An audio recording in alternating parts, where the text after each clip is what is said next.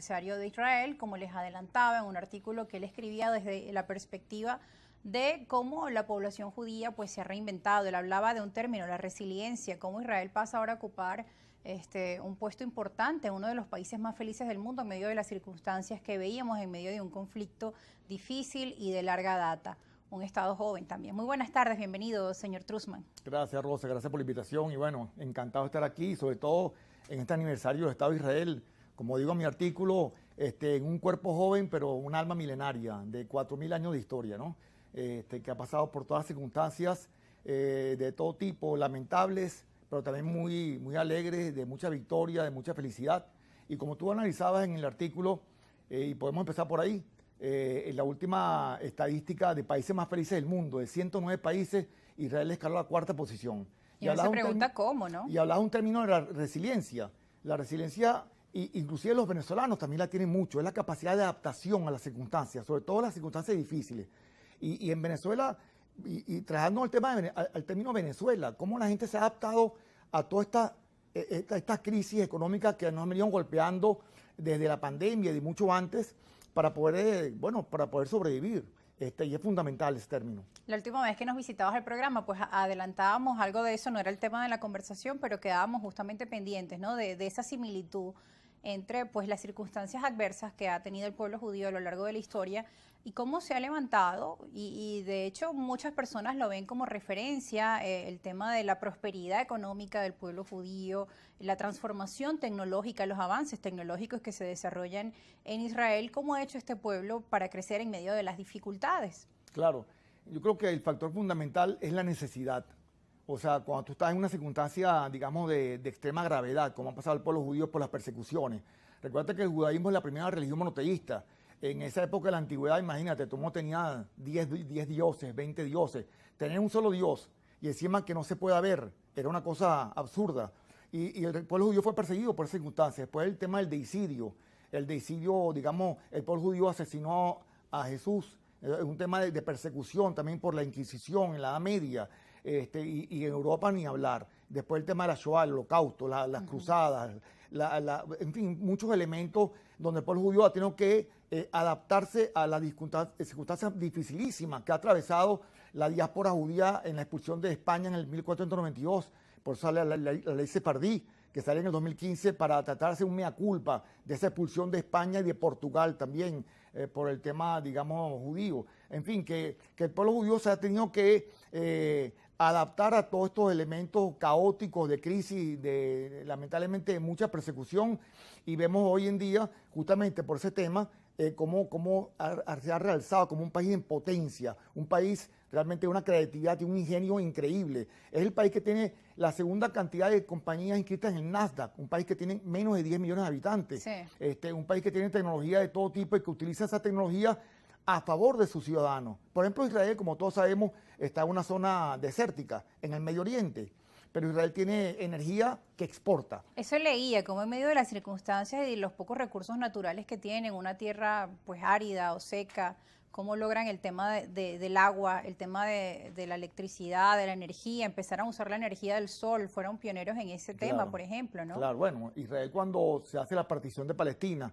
las Naciones Unidas, la resolución 181 del 29 de noviembre del 47, y después se declara la independencia del Estado de Israel a través de una proclama extraordinaria de Ben Gurión el 14 de mayo del 48, que justamente estamos aquí por eso fue el domingo pasado, el Día de las Madres. A Israel en esa partición le corresponde o le dan el 52% de ese territorio, pero que más de la mitad de ese territorio era pantano y desierto.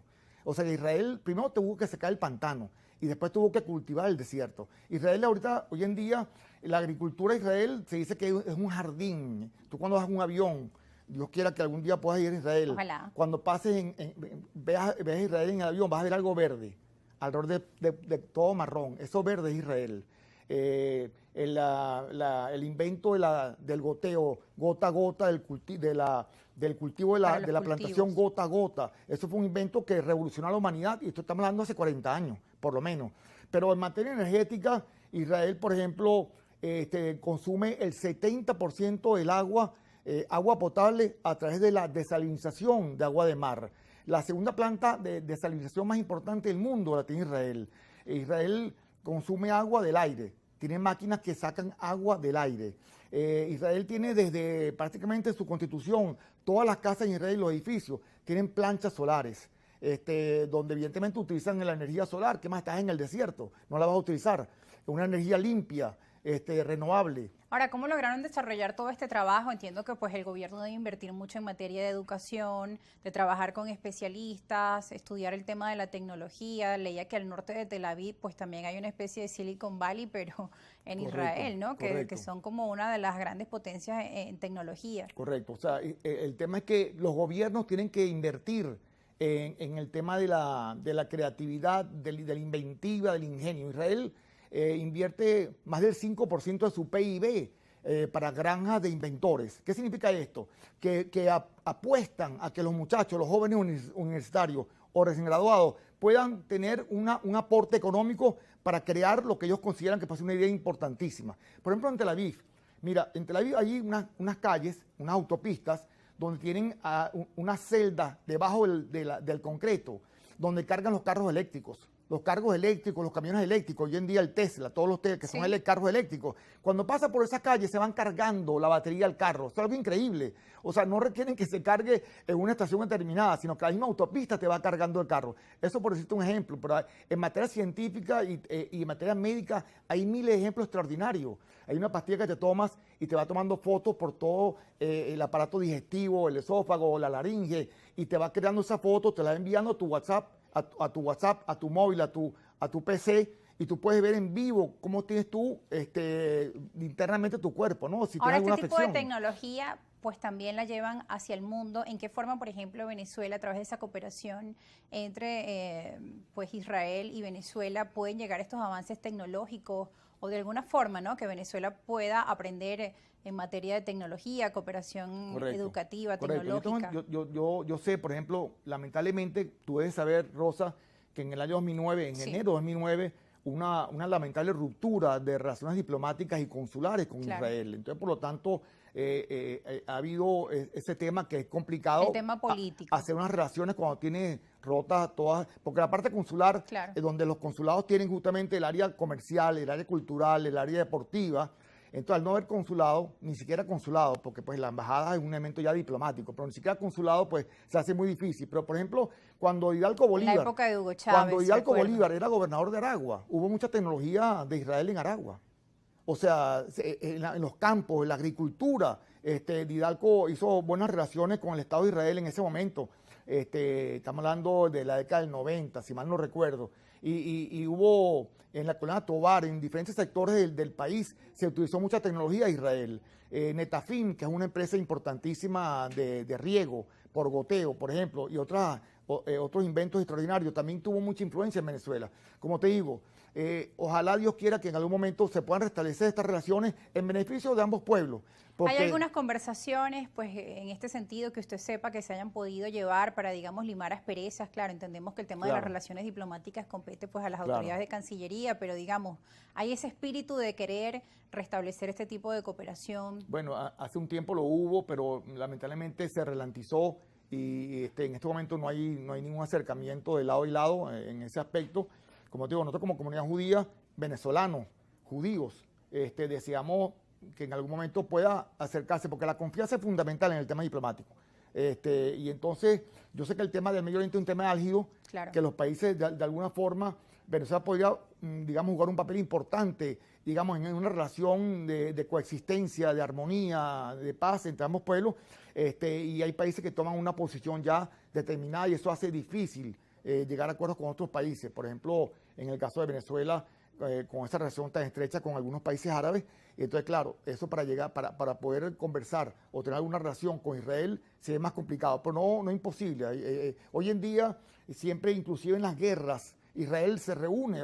Claro, en medio de las guerras siempre hay personas que se reúnen para conversar, para llevar diálogos. Por debajo de cuerdas se reúnen y llegan a acuerdos en plena guerra. Por lo tanto, yo no veo, digamos, que eso sea un elemento que sea imposible. Pues. Pero del 2009 a la fecha, al menos esas declaraciones pues tan fuertes o ese tono elevado en los discursos desde el gobierno de Venezuela hacia Israel, digamos, no se ha visto pues tan fuerte, ¿no? Como en esa época. No. Pero entendemos que siguen bajo ese estatus. No se ha visto tan fuerte. Inclusive te digo, por ejemplo, nosotros no somos representantes del Estado de Israel, ni mucho menos.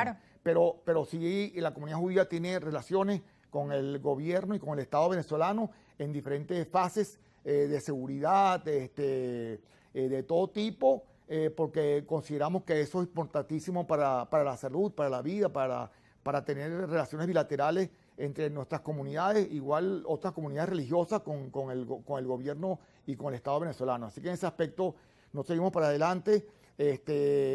Consideramos que Israel es una parte esencial, digamos, de lo que es nuestra cultura, nuestra identidad como judíos. Es la patria ancestral de todo el pueblo, inclusive muchísima gente de diferentes partes hace lo que se llama la aliyá, o sea, va a vivir a Israel en unas condiciones buenísimas porque Israel les da digamos, algún tipo de sustento económico, le da la ciudadanía. O sea, a Israel le interesa también que los judíos vayan a habitar esa tierra, porque es la tierra pues, del pueblo judío desde la época de Abraham, ¿no? El patriarca Claro. Abraham. Estamos hablando hace 4000 años, ¿no? Cuando Dios le dijo, ve a Canaán, Canaán es tu tierra, deja esta parte de acá y vete para Canaán.